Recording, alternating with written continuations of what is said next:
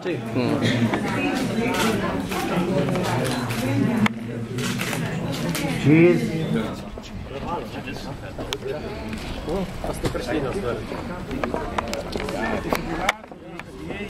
Ključe predajam vodji prehospitalne enote, tehnikov prehospitalne enote, da bodo avtomobil dobro čuvali, ga uporabljali oziroma hkrati ga tudi čim manj potrebovali.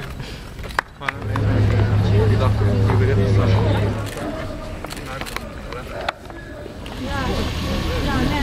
No, gospod Marko, je tako? Vodja tehnikov prehospitalne enote, je tako? Ja, jaz sem vodja tehnikov prehospitalne enote Obala.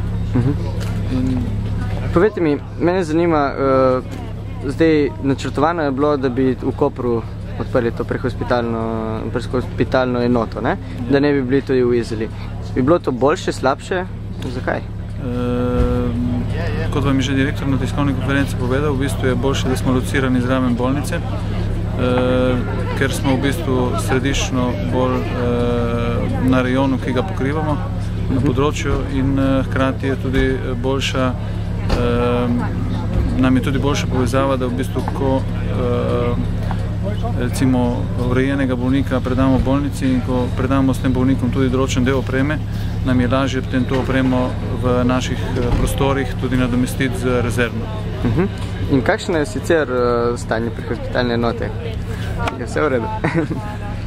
Stanje prehospitalne enote je takšno, da v bistvu bi si želeli, da bi določen razvoj šel hitreje, ampak žal na nekatere stvari ne moremo vplivati oziroma ne morejo vplivati niti naši nadrejeni, tako da upam, da se vzdušje dviga glede na takšne pridobitve in urejenost, ki se za moje pojme počasi, ampak se razvija.